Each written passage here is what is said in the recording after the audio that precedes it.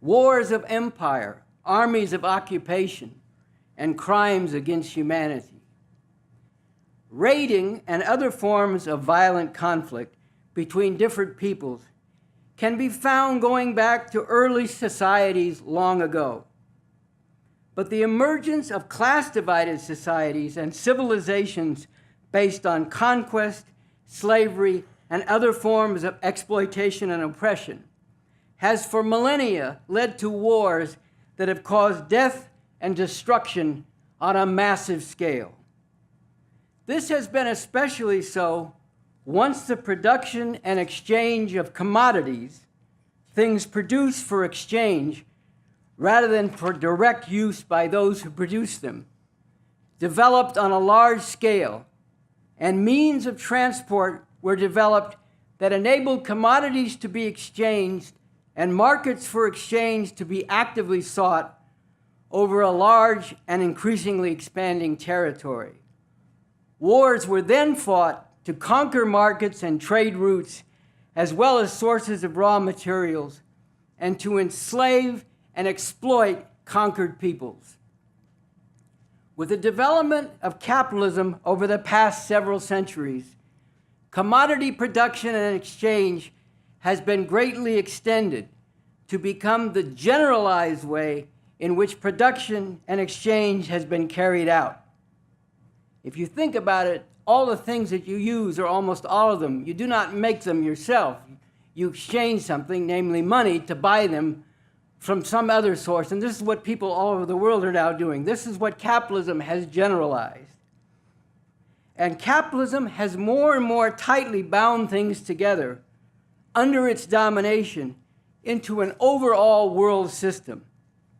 But this system of capitalist imperialism is marked by profound divisions between different classes and groups of people within each country, between a small number of capitalist imperialist countries and the countries under the domination of these imperialists, particularly in the Third World, that is Latin America, Africa, the Middle East, and Asia, and divisions between imperialist countries themselves, whose rivalry has revolved to a significant degree around their contention for control of colonies and people to exploit in the Third World.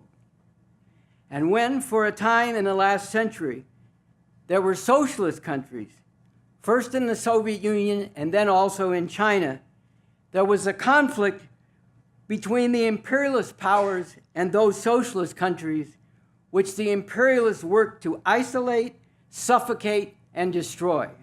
All this led to 2 world wars in the last century, in which tens of millions of people were killed, including huge numbers of civilians.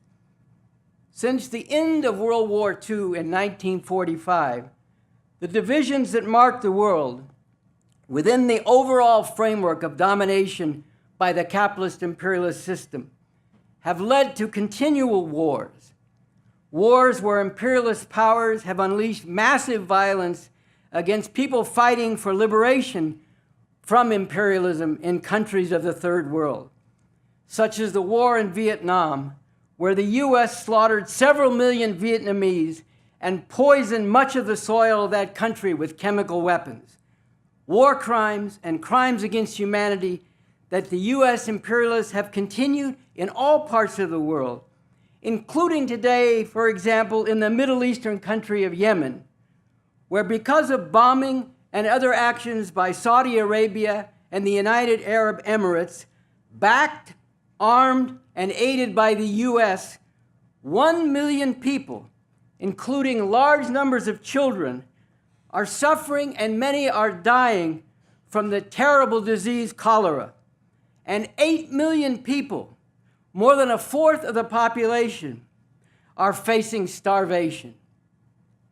And there are wars between different oppressive forces, including wars where imperialist powers fight each other not directly, but through proxies, such as the war which has devastated Syria over the past several years, where the U.S. and Russia have backed, armed, and aided different factions.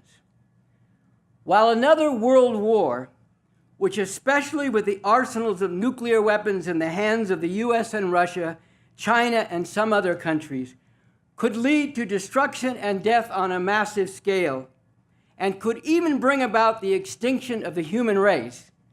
While this has so far been avoided, so long as the capitalist imperialist system continues to dominate the world, and the profound divisions this embodies and enforces continue to exist, the danger remains of a far more devastating war than anything previously endured by humanity.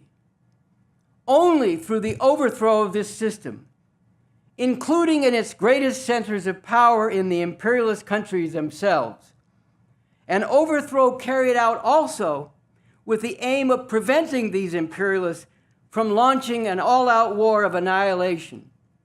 Only in this way can we advance toward the goal of overcoming the divisions among human beings that embody exploitation and oppression and lead to violent conflict, and finally make a reality of the dreams and aspirations of so many for a world without war.